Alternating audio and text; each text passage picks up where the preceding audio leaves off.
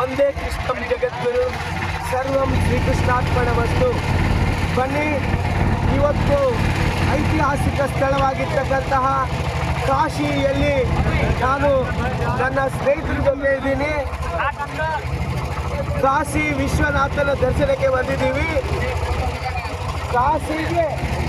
ಕಾಶಿಗೆ ಮತ್ತೊಂದು ಹೆಸರು ಬನಾರಸ್ ಮತ್ತು ವಾರಣಾಸಿ.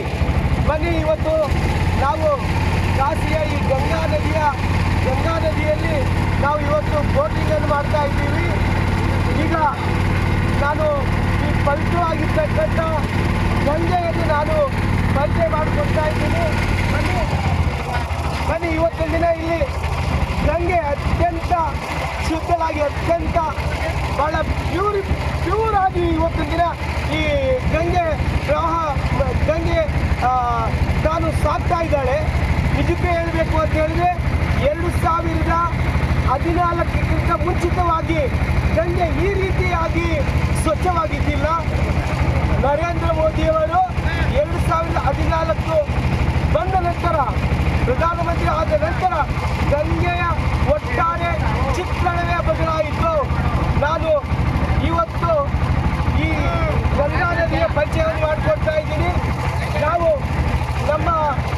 ನಮ್ಮ ಈ ಬೋಟಿನ ಪ್ರವಾಸವನ್ನು ನಾವು ಹರಿಚಂದ್ರ ಘಾಟ್ನಿಂದ ಶುರು ಮಾಡಿಕೊಂಡು ನಾವು ಮಣಿಕಂಠ ಘಾಟ್ವರೆಗೆ ಹೋಗ್ತಾ ಇದ್ದೀವಿ. ನೋಡಿ, ನಾನು ನನ್ನ ಸ್ನೇಹಿತರಿಗೆ ಜೂಮ್ ಮಾಡೋದು ಹೇಳ್ತಾ ಇದ್ದೀನಿ. ಅಲ್ಲಿ ಮಣಿಕಂಠ ಘಾಟ್ ಬರ್ತಾ ಇದೆ.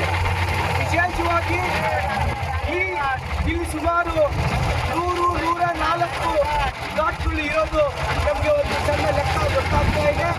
ವಿಶೇಷವಾಗಿ ಈ ಕಡೆ ನೋಡ್ಬೋದು, ಈ ಕಡೆ ಹರಿಶ್ಚಂದ್ರ ಘಾಟ್ನಲ್ಲಿ ಹಿಂದೂಗಳ ಒಂದು ಹಿಂದೂಗಳು ಏನು ಸಾವನ್ನು ಅಪ್ಪಿದಾಗ, ಇಲ್ಲಿ ಶವ ಸಂಸ್ಕಾರ ಮಾಡಿದಾಗ ಒಂದು ಪುಣ್ಯ ಪ್ರಾಪ್ತಿ ಆಗುತ್ತೆ ಅಂತೇಳಿ ಒಂದು ಸನಾತನ ಧರ್ಮದಲ್ಲಿ ಒಂದು ನಂಬಿಕೆ ಇದೆ.